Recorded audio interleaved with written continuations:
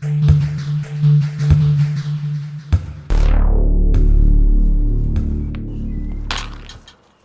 up guys, the Snowman here, and in today's video I wanted to go over the three main surfaces of tennis courts. They are hard court, clay, and grass.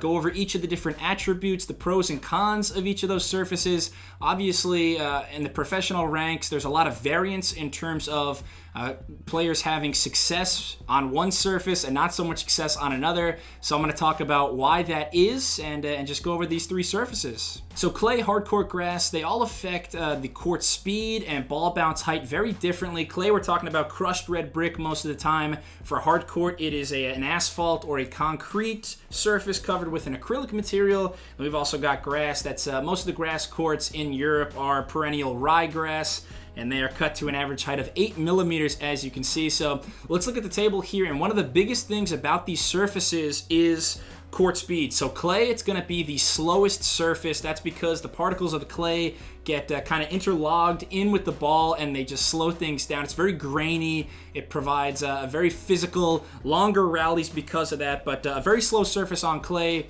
Hard court then is kind of in the middle, a medium surface, and then grass, pretty slippery. So grass is the fastest surface. And then, the cause and effect of that, clay, because it's so slow, that favors defensive players more because of those long rallies. Hard court, again, kind of favors an all-around style, medium rallies. And then grass, you want the attacking players, the powerful players. They tend to do the best on grass because it is quicker rallies, more about serve and 1-2 punch tennis. And then, as you can see, also because of the slower surface on clay, that's going to equal more reaction time.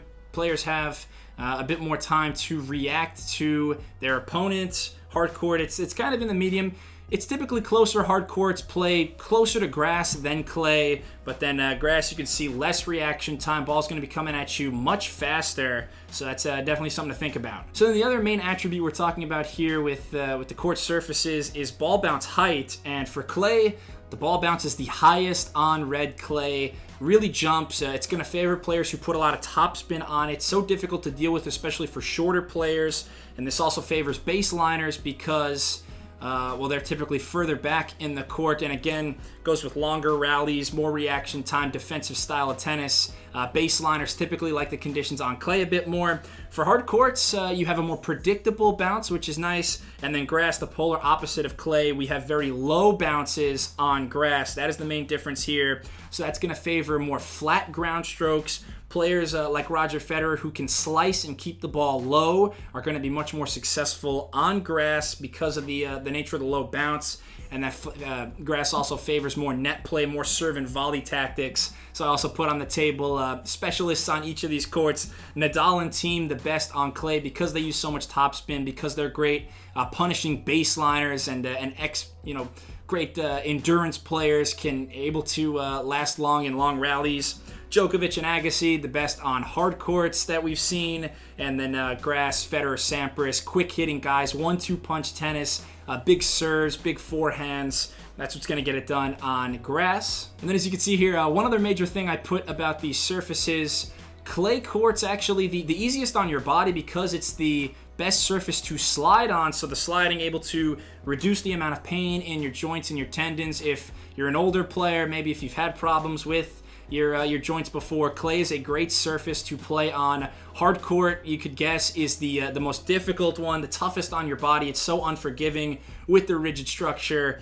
Grass kind of in the middle, but definitely clay, the easiest on the body. So yeah, those are basically the main attributes of clay, hard court, and grass. If you thought of anything I forgot, please leave a comment. Any questions, I'd love to hear it. But thank you. If you enjoyed this video, please subscribe to the Snowman Sports Media. Give me a thumbs up, and thank you so much. Cheers.